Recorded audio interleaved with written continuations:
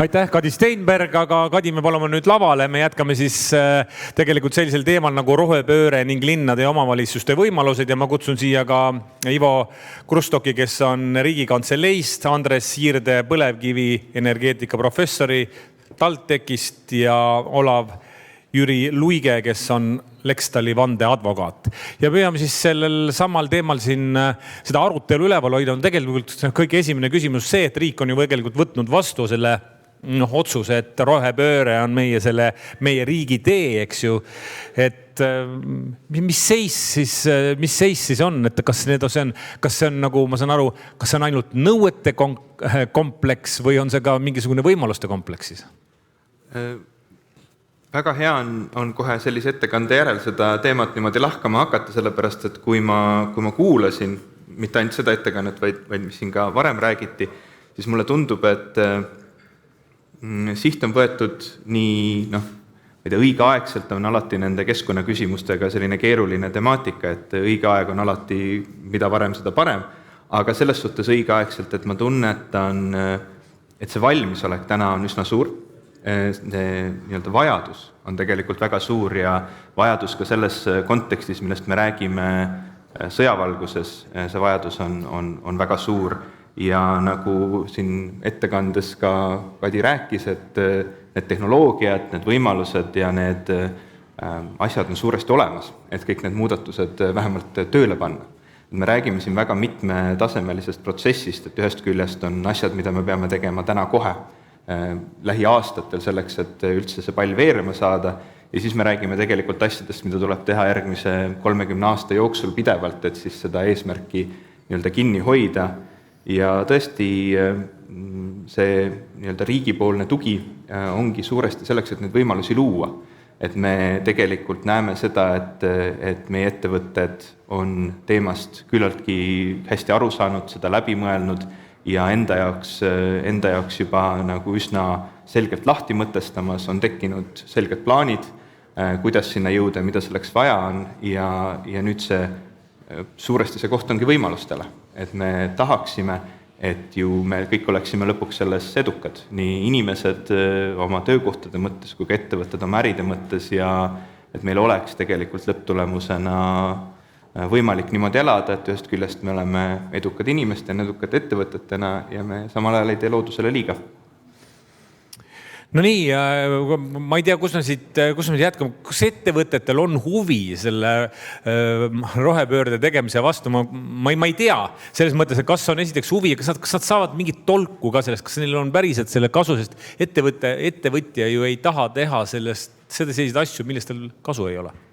Ma vastaksin võib-olla hoopis muu nurga alt, et arendajate poole pealt, et üks pool on, mis on nagu lõpptarbija pool, et ma olen viimastel aastatel kuskil 10 arendajat esindanud nii päikesetuuleparkide, meretuuleparkide kui maismaatuuleparkide puhul.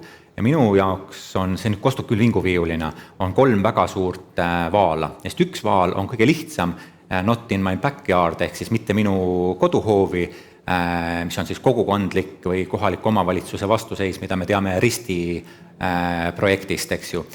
Tegelikult, kuidas Euroopas on need asjad ära lahendatud, on arendajad kaasavad kohaliku kogukonna omanike ringi.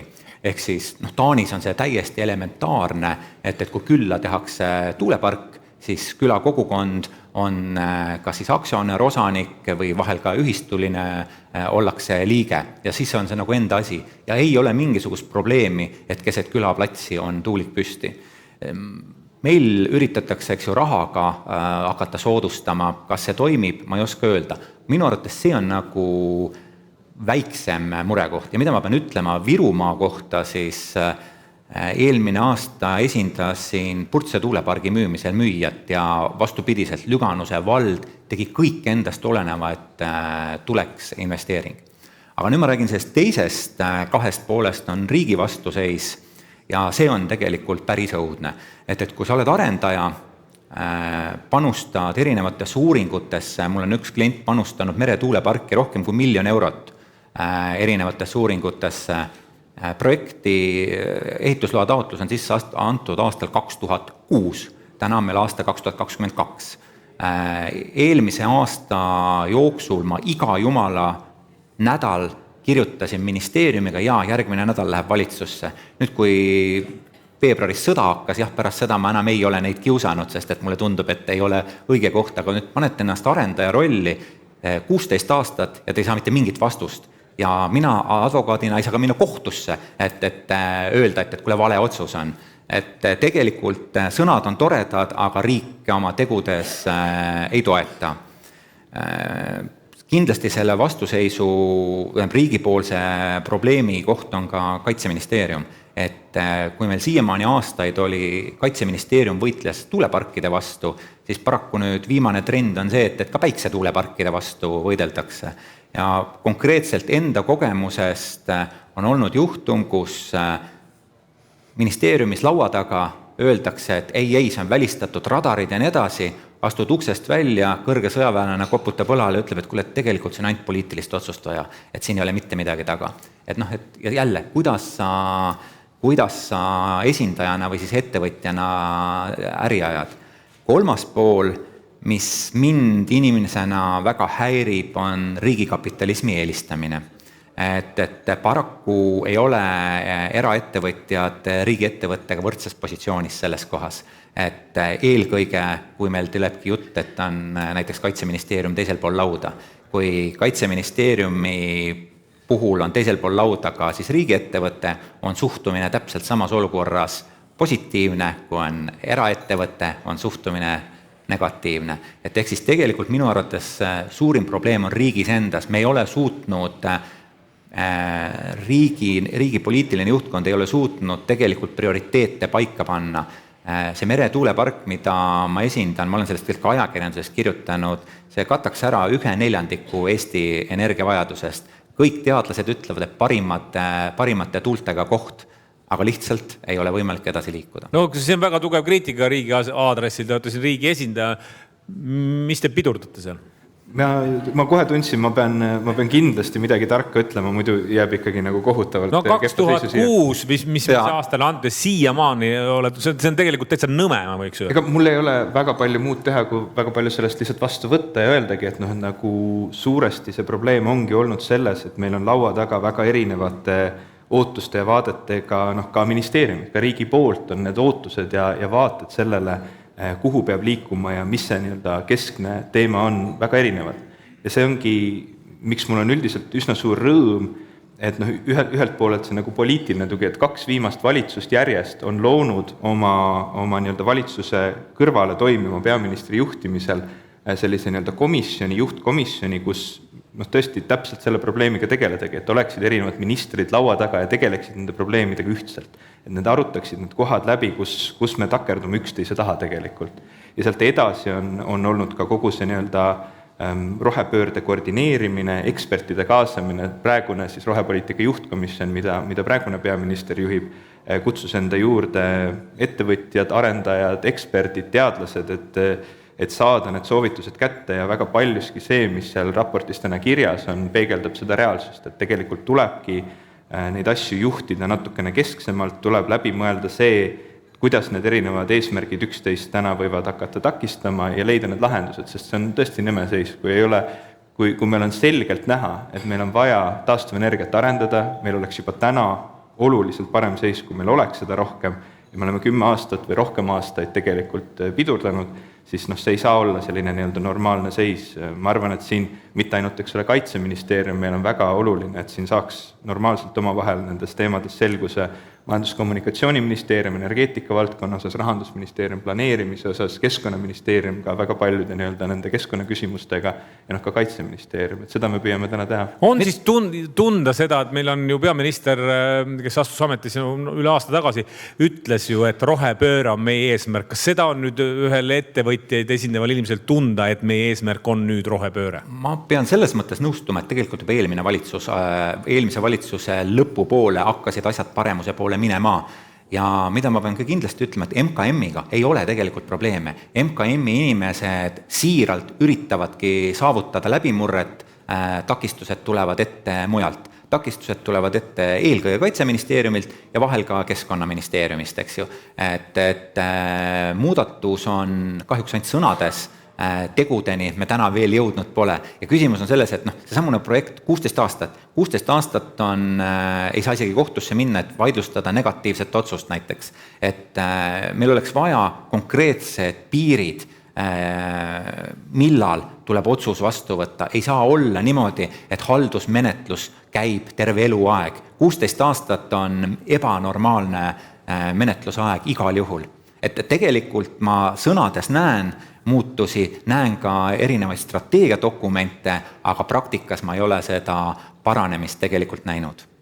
No Andres Siirde, te pole sõna saanud, kas te olete nüüd ühiskonnas sellises situatsioonis, kuna te olete põlevkivienergeetika entusiast, et teie poole keegi eriti vaadata ei taha ja teid küll kutsutakse paneelidesse esinema, aga sõna ei antagi? Ei, vastupidi, et ma olen nagu ise loobunud, et ma olen nüüd emeriitprofessor, et ma enam ajakirjanik ei räägi, aga jälle räägiti pehmeks. Aga ma jätkan hoopis seda teemat, mis on, et see on, teie vaidluse juures ongi ju kolm asja. Majanduskeskkond, sotsiaalkeskkond ja keskkond ise. Kui need ei ole tasakaalus, siis asjad edasi ei liigu. Ja kui see peaks olema nagu ühiskondlik kokkulepe selle peale. Ja nüüd mina kui tarbija poolt, ma olen insener, eks ole. Ma vaatan, kui nüüd rohepöörde juurde, kas ma pean midagi oma mugavusest ja oma elustandardist ära andma. Kas ma olen sellega nõus? Või tuleb see rohepööre nii, et ma saan oma elustandardit edasi jätkata? Kui ma ei ole sellega nõus, osa rahvast ei ole sellega nõus, siis me sinna 2050 aasta lõppu võib-olla ei jõua. Aga ühtepidi ütlen ma nii, et mu lemmik filosoof on Voltaire, et mida rohkem sa õpid, mida rohkem sa tead, seda rohkem oskad sa öelda, ma ei tea. Kuulge, ma küsin teie käest siis niimoodi, et miks te seda põlevkivi siis korralikumalt ei põleta, et seda jamaselt nii palju välja ei tuleks? Oi, põlekivi on ju nüüd... Puhas nagu prillikivi? Ei, puhas kui prillikivi ka. Vaadake, kui palju põlekivi on toimunud, et enne seda teist maailmasõda, kuidas tehti mustas suitsust valge suits, kuidas Maltenek, kes tegi uued restid. Siis tuli sõda, minu isa tegi sõjaaeg siin bensiini, muide siin Kiviõlis veel. Seda ei pommitatud ka, seda hoitigi varustuskindluse jaoks Kiviõli Kohtla-Järvet. Pärast seda toodeti gaasi, majanduspidamus gaasi Leningradi ja Tallinna jaoks, siis tuli maagas, siis hakkas elektripuudus Looderajoonis, siis tuli need elektrijaamad, mida Ilmar Öpik on tohutult tegi, PKZ katlad edasi, kogu aeg kasvasid, kogu aeg oli keskkonnaprobleemid ja kogu aeg efektiivsuse kasv, siis tegis uuesti tühja maad. Ma olen Eesti Energias ka töötanud, kus arvutasin, mis põlekivi rämp seal elektrimaa taga oli, see oli vana õlitehas. Täna on õlitehas number 1, mille peale me teeme. Ma olen olnud Eesti Energia saalis, siis kui riik oli NSV Liit, kus arutati, et nüüd on tuumajaamad ümber ja jaamad ei saa täiskoormust, elektrit oli küllalt ja meil oli väävli heitmete norm. 65 000 oli vaja vist 32 000 alla tuua. Ja meil ei osanud tulmpõletusega väävlit püüda ja märk ei töötanud ja arutelu käis ja oli niisugune tunne, et lõppebki põlekivi ära. Moskva aseminister oli kohal ja kõik väga tõsiselt tegi niisuguse lause, et on veel üks võimalus, läänepiiride laiendamine. Keegi ei naernud, ma vaatan, kas tõesti sõja kuulutamine, aga siis tulid juba keevkihttehnoloogiad ja see pool kui väävli puhastamine, jälle läks asi edasi. Nii et ma nii pessimistlik ei ole, täna me teeme siin kerogeen, Margus Lopp, akadeemik, proovib teha otsest ilma igasuguse kemikaalidega saada põlekivist kemikaali kätte. Ja veel üks asi, ma ütlesin, et mul jukseb, teistel on väga nakkuitega sõna, et ma olen üks väike instituut seal Tehnikaülikoolis, kus on meil 28 inimest õive, võrreldes teiste, kes on 100. Ja kui siin oli juttu, et teaduse rahastamine ja riigi raha, siis selle väikse instituudi jaoks mul on riigi raha, ma olen direktor, on kulutada 230 000, aga eelarve on 1,2 miljonit. Ja kõik need ülejäänud on meil ettevõtluslepingud, tegelikult natuke välislepingud ka Nordic Energy Researchi peal. Need ongi Utilitas, Eesti Energia, VKG, et selles suhtes, et me kogu aeg töötame selle tehnoloogia peale. Üks küsimus on tulnud siis ka Eesti Energiale, siin saate ise ka küsimusi esitada, ma ei tea, kuidas täpselt toimub, aga see nähtavasti see toimub, sest küsimus on siia ilmunud, et kas AS Eesti Energia on analüüsinud vesiniku tootmise ja salvestamise tehnoloogiaid, mida Euroopas on kasutatud ja mille on kütuselementiga töötavas kauba. No ühesõnaga, küsimus on selge. Vesinikul baseeruvad energiat, kas Eesti Energia on nendele mõelnud? Jaa, oleme mõelnud, et me oleme vaadanud laiemalt energiasalvestuse teemasid ja seal hulgas ka siis vesiniku salvestamist, et kui me üldse, ma enne rääkisin ka siin nendest tehnoloogiate arengutest ja trendidest, et kust see vesinik üldse nagu mängu tuleb, ongi need raskesti dekarboniseeritavad valdkonnad, aga teine on siis ka see küsimus, et meil on vaja pikaajalist energia salvestamist. Ehk et kui me räägime akutehnoloogiatest või me räägime siin pumphüdrojaamadest, siis me saame seda energiat salvestada võib-olla päevasiseselt, me saame võib-olla nädalasiseselt salvestada, aga meil on vajadus luua ja ehitada üles ka võimekus hooajaliselt seda salvestada, ühest hooajast teise ja nii edasi, ehk et see on see vaatenurk, kus me oleme vaadanud siis ka vesinikutehnoloogiatesse sisse. Täna ja oleme siis nagu otsinud ka võimalusi, kuidas siis vesiniku tehnoloogia alal pilootprojekte rajada. Täna küll nad on selles staadiumis, et vajavad veel kaasrahastust, aga arvestades vesiniku rolli tulevikus, siis kindlasti on nad huvi orbiidis. No tegelikult, kuna sõda Ukrainas on üks teemasid, siis siin on nagu sobilik küsida selle kohta, kuidas meie elektrisüsteemi Venemaa omast lahti rakendamine, see arendatakse, ma saan aru, et see on nagu lähitulevikus võimalik. On see homme võimalik, kui ma siin Raivo Vare käest küsisin, kas homme võime loobuda gaasist, kui tänavaks otsuks ja homme oleks vaja ära teha, kas see oleks võimalik? Kuulates seda protsessi iseenesest veavad siis Baltikumi süsteemi operaatorid eest Eesti poole pealt siis Elering ja mis nende viimased seisukohad siis ka elektrituru nõukojas on olnud, et ta on võimalik, küll ei plaanita seda siis homme teha. Aga mida me ise energiaettevõttena oleme ka astunud samme, on siis see, et piloteerida siis neid teenuseid, mis on vajalikud selleks, et seda energiasüsteemis tasakaalus hoida. Et seal on terve rida asju, mida on vaja, alates sellest, et sa pead suutma seda sagedust hoida ja nii edasi ja eelmine aasta käivitasime ka siis ühe pilootprojekti koostöös siis nii Eleringi kui ka siis süsteemioperaatoriga, kus me siis meie enda Auvere elektrijaamaga osutame siis automaatsagedusreservi hoidmisteenust Soome, mis on esimene samm selleks, et ehitada üles meie enda võimekust ja valmisolekut. Ja teine teema, millest ma ka rääkisin, on needsamad paindlikud energialahendused, mida me ühest küljest koduklientidena saame kasutusele võtta, aga ka need energiasalvestuslahendused, millega on võimalik neid teenuseid pakkuda. No jätkuvalt üks probleem, millest siin oli jutt, on see, et mitte minu tagaaeda. Mis probleem see on? Kas sellest on võimalik kuidagi lahti saada? Kas see on nagu eestlastele ainuomane ka mujal? Mis see tuulik siis ikka teeb? Võib-olla natuke seal müdistab, aga veel enam, mida see päikesepatarei teeb, kui ta mu tagaaias on? Tegelikult see on igal pool maailmas on see sama mitte minu tagaaeda ja see on ju tegelikult mitte ainult taastuvenergeetikas, see on meil näha ka mujal, et kui me mõtleme kas või tselluloositehase peale, mida siin mõni aasta tagasi üritati luua. Ma ütlen, et ma olen isiklikult Taani suurte taastuvenergeetika ettevõtetega suhelnud, näiteks European Energy, et nemad ütlevad, et nende ärimudelisse ongi sisse kirjutatud, kohalik elanik peab olema osaline, sellisel juhul koheselt vastuseis kaob. Et mina ei usu täna välja pakutud lahendusse, et anname ühekordse kompensatsiooni või mingisuguse pikemaajalise rahalise kompensatsiooni. Olles omanik, ma arvan, see suhtumine on teine. Ja tegelikult tehnoloogia, ma ei ole tehnikateadlane, aga nii nagu mulle on öeldud, tehnoloogia on täna niivõrd palju muutunud, et ei heli ega vibratsioon ei ole tegelikult enam modernsetel tuulikutel enam probleem. Et tegelikult see vibratsioon vist oli vanasti kõige hullem, mis inimesi häiris. No aga päikesepatareid, see on veel eriti hämmastav. Mis need teevad? Mis häält need teevad või kuidas need lõhnavad? Igal pool, kus on läheduses mõni kaitseväe objekt, siis leitakse, et see peegeldab ja segab nende seadmete tööd. Hästi niimoodi, mitte tehniliselt öeldes. Ja inimestele lihtsalt ei meeldi, et minu kõrval on päikesepark, mitte ei ole lihtsalt muruplats.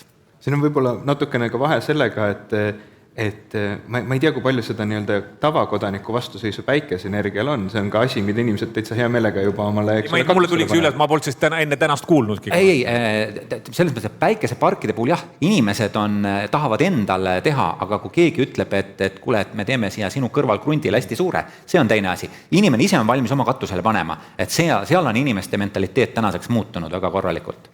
Mul on hea meel selles osas, et kui ma vaatasin selle paneeli arutelu pealkirja, see oli nagu natuke see kohalik tase ja see inimeste pool ka, et me sellest räägime, et tegelikult see küsimuse püstitus ka, mis on sellega, et kas inimesed tegelikult siis on nõus teatud mõttes oma heaolust loobuma või kuidagi nagu sellest ära andma selleks, et teha mingeid muudatusi ühiskonnas. Et see on nagu selles suhtes väga huvitav küsimus, et täna me tegelikult räägime protsessidest või probleemidest, mida me peame lahendama suuresti just selleks, et seda heaolu hoida.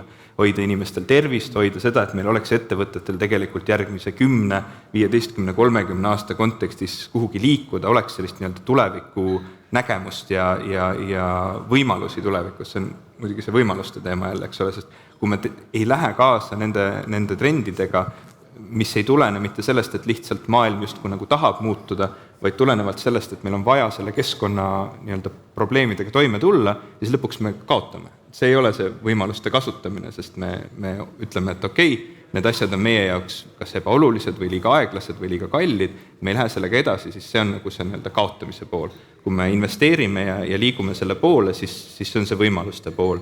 Ja ma käisin eile Raplas, käisime raamatukogus, kohtusime inimestega, et tõesti esitada see sama küsimus, et kas see on siis nagu teie jaoks see heaolu probleem, kas te tajute, et on mingid muudatused, mis toimuvad väga kiiresti, midagi tehakse valesti, midagi tehakse liiga palju.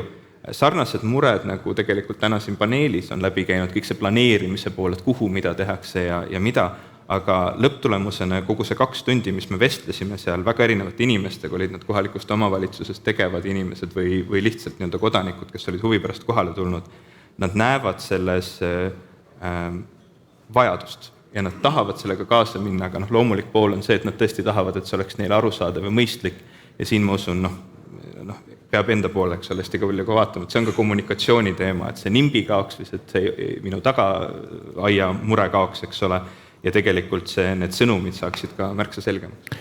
Andres Siirde, millal muide läheb viimane põlevkivi tükk Eestis ahju ja pärast seda enam ei lähe? No ma ei tea, esiteks ahju ei lähegi, ta läheb kateldesse, katel on väga keeruline kateldesse. Ja mul just üks teie vana kolleeg ütles, et kui sa hakkad seletama, mis on tolmpõletamine ja G-vihte räägid, et üks on fluidpeed ja nagu soojusülega nagu vedel, kes keegi ei saa aru, ütle, et nii erinevad nagu kägu ja siga. Siis on selge pilt, et ahi ja katel on tõesti nagu... Millal kattesse läheb? Saite küsida mõttest aru? Jah, sain aru, ma tahtsin just öelda, seda on väga raske ennustada.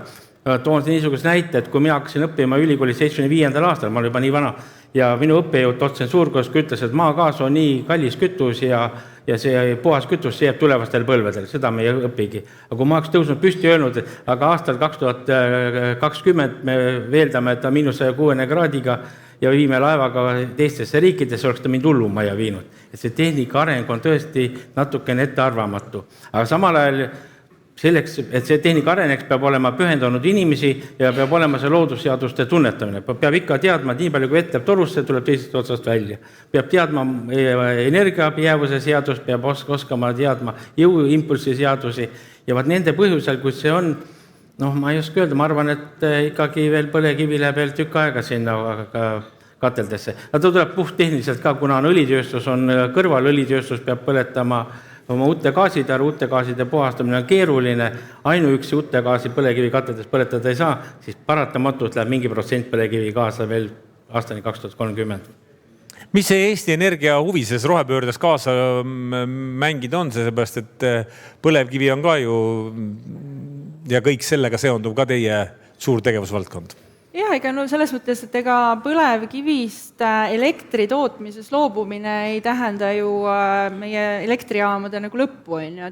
Et kui vaadata ka seda, kuhu nüüd need viimased arengud on Euroopa teisi riike oma mõtlemises viinud, on siis see, et üks asi on jah, et mitte kasutada fossiilkütustes olevaid jaamasid nii-öelda igapäevaselt, et igapäevaselt peaks ikkagi roheenergia olema, aga selleks, et see varustuskindluse küsimuse ära lahendada, siis ka Euroopas räägitakse järjest enam just nende kivisöejaamade puhul, et kasutada neid kui reservvõimsusi, et kui sul tõesti seal jaanuaris on nagu häda käes, et siis on sul see reservvõimsus. Kui kiiresti meil mõni selline reservvõimsus nagu sellest hetkest, kui käima pannakse, elektrit suudab andma hakata? No võib-olla see momendil ei olegi oluline, küsimus on selles, et jah, meie praegune strateegia näeb ette aastaks 2030 siis, et me põlevkivist elektrit enam ei tooda, aga see ei tähenda seda, et need samad plokid kohe seisma jääksid.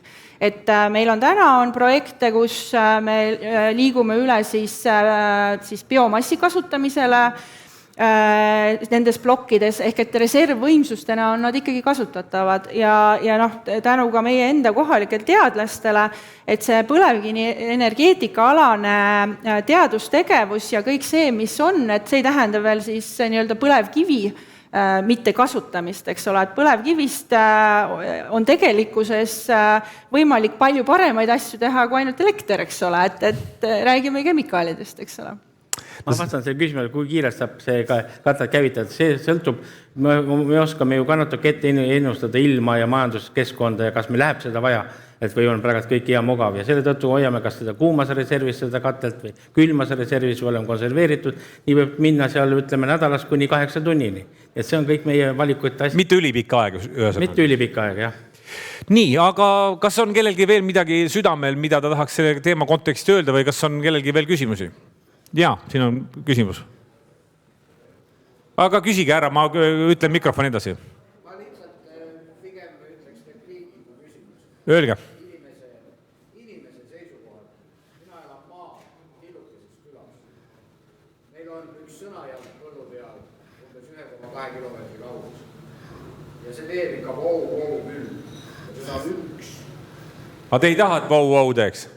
Ma ei tea, võib-olla teile minul näiteks äkki vau meeldib. No, ikka suvel õhtul oled õues ja pärast seda on väga raske. Aga kui te igast vau-vaust saaksite 10 senti endale? Ja teine asi on see, et lihtsalt eelmisel aastal täiesti üleöö tekkis maa peal kinnistule päikeseparkiks, no ütleme nurgaga koolus ja sisub küla südamesse, mille kohta inglased ütlevad village green. Platsi peale. Lihtsalt tekkis päikesepark üleöö. See ka ei meeldi? Kusjuures me kogu küla inimesed mitte keegi ei tea sest mitte midagi, ta lihtsalt tekkis. No, kogu see suhtumise küsimus. No, küsimus ongi see, mis ma rääkisin kaasatusest tegelikult, et Euroopa kogemus ütleb, et tuleb kaasata need kohalikud elanikud esimesest hetkest alates ja mitte kui koostööpartnerid, vaid kui osalised. Et seal on minu arusaamispidi see vahe, et ma ei tea, kui modernset tehnoloogiat see tuulik omab, mida teile pandi, aga minu teadmiste põhiselt kaasaegsed tuulikud ei häiri tegelikult sedavõrd nagu kardetakse. Nii, seal oli veel üks küsimus. Jaa, palun.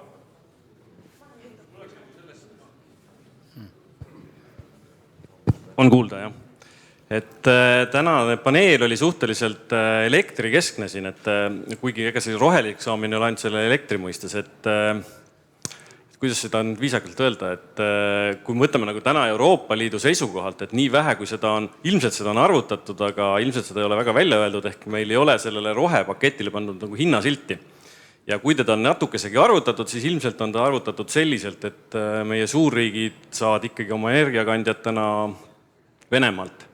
Ehk, et mitmega peaks nüüd nagu korrutama selle hinnasildi selle rohepöördele ja kui me oleme rääkinud siin täna see 2050, et kas siin on see oht ka olemas, et näiteks Saksamaa näol, et seda hakatakse lohistama ikkagi, et siin on jällegi see, et Eesti saab oma asjadega väga ilusasti hakkama, kiiremini kui vaja, et noh, tsiteerin siis nagu klassikuid, et mis RB keskkonnajuht ka kunagi ütles, et Euroopa Liidus on nagu arusaam, et iga riik tehku seda, mis ta oskab, et eestlased oskavad loodust kaitsta, nemad kaitsku loodust ja sakslased oskavad autosid toota.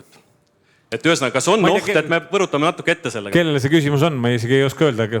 No, kes... Ma võin natuke vastata sellele, tõesti hinnasilt on väga tähtis, sellepärast, et kui me hakkame vaatama kas või neid salvestatud tehnoloogiaid ja ma olen insener, eks ole, ma pean hakkama seda välja töötama, see kõik maksab. Sinna lähevad uued materjalid on vaja välja töötada. Nüüd me vaatame, kus need alused muldmetallid ja materjalid on, need on kuskil Hiinas. Ja kriitiliste metallide kätte saamine muutub järjest problemaatiliseks. Me näeme juba, ma ostsin uue auto, 2 kuud läks aeg pikemaks.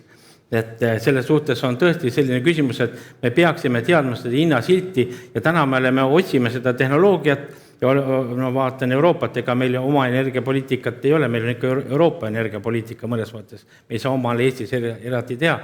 Ja nüüd me peamegi seda vaatama, mis on see kütus või mis on see tehnoloogia, mis on see üleminekuks, mis läheb aastal 2050. Minu arusaamine Euroopa vaataski seda maagaasi.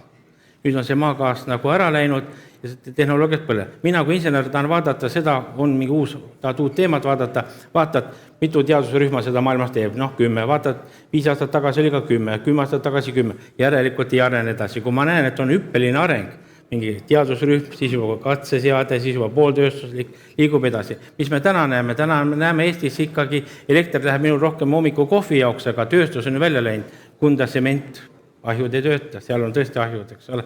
Kreenolmid ei keerle, Aseri tellised tehased kinni, Kohtla-Järve taga kõik kinni, klaasivabrik siiski veel Raplas seal töötab, eks ole. Et kunagi ma tegelesin ka selle modelleerimisega, millest elekter tuleb. Siis oli minu arvamus, et kui tuleb tööstusettevõte, siis ta tuleb ka oma selle energialahenduse ja elektrijaamaga. Aga see pole päris läinud, et näiteks Estonian Cell ei tulnud oma energialahendusega sisse. Ja väga keeruline küsimus on see hinnasildi leidmine ja see on väga oluline. See on üks nendest sotsiaalkeskkond ja majanduskeskkond ja keskkond ise. Need kõik 3 peavad olema tasakaalus. Ma selle hinnalipiku osas ütleksin seda juurde, seda on hinnatud hästi mitmed moodi. Seda on hinnatud, Eesti kontekstis on arvutatud välja, mis see, ütleme, 30 aasta perspektiivis võiks tähendada, näiteks kliimaneutraalsus, sama 2050 saavutamine, mis ta võiks tähendada. See esialgne analüüs oli 17,3 miljardit, mitte ainult, nagu see ei tähenda ainult, et see on kõik riigi, eks ole, poolne tugi, vaid see on nagu üleüldine hind 30 aasta vältel Eesti riigi mõttes. Ja siin on, see tõesti, seal on keerulisi aspekte selle juures, et aastad lähevad edasi, hinnad muutuvad, tehnoloogiad muutuvad. Ühest küljest me teame, et tehnoloogia arengu tõttu ja nende hindade allatulemise tõttu nii taastuvenergias, kõiges muus, see hind läheb odavamaks. Teistpidi, mida kauem me ootame, seda kallimaks ta läheb. Nii et siin on nagu selline tasakaalu leidmise küsimus, sellepärast et lõpptulemusena, kui me tahame need eesmärgid saavutada, nagu siin ka tegelikult ettekandes Kadi mainis, need asjad tuleb toimima panna täna, need investeeringud tuleb ära teha täna ja kui me võtame kogu Euroopa kontekstis need küsimused nüüd üles, Eesti suhtes me võime öelda, et nii palju ta maksab, aga äkki me teeme lollisti, teeme kiiremini või teeme rohkem ära. Euroopa Liidus arvutati välja Keskpanga poolt see, et kas see eesmärk 55 või need uued kliimaeesmärgid, kas nad on kohutavalt kallid asjad või on nad selline mõistlik investeering ja selle analüüsi tulemusena oli hästi selge, et nende nii-öelda muudatuste tegemine on odavam kui nende mitte tegemine. Me peame arvestama nii sellega, et lõpptulemusena see keskkonna mõju, mis hakkab tulema, näiteks kliimamuutuste mõju, tekitab suuri rahalisi kahjusid. Ja teine pool on seesama, et kui me tegelikult maailma mõttes nende asjadega, mis muutuvad kaasa ei lähe, kui me ei suuda pakkuda seda, mida oodatakse, seda kestlikku tehnoloogiat, seda kestlikku tooteid, seda võimalust elada kestlikumat elu, siis on see nii-öelda hinnalipik lõpmata kõrge, sellepärast, et siis me räägime nendest kinnipandud ettevõtetest. Selge, ja meie aeg on aga täis, üks küsimus siis veel, palun. Hallo, on kuulda, jah? Ja mul oleks küsimus kõigile, aga kõige rohkem Eesti Energiale, et kust me saame 10 aasta pärast see 1500-600 mega talvekuudel, detsember, jaanuar, veebruar, põlekivist või tuulest või akust igapäevase vajaduse, see 1600 mega, mis talvel võib olla. No siin on mitmeid lahendusi, et üks millest... Konkreetne, milline teie arvamus on, kui palju tuleb põlekivist, tuleb ta tähendab päikesest või kust ta tuleb? Suures mahus, nii nagu ma ka rääkisin, arendame me taastuvenergia võimekusi, et see on üks asi. Ja teine asi, millele me ise panustame, on siis energiasalvestuslahendused. Et need on võib-olla sellised 2 võtmetehnoloogiat, mida tänasel päeval nagu välja tuua, on ju.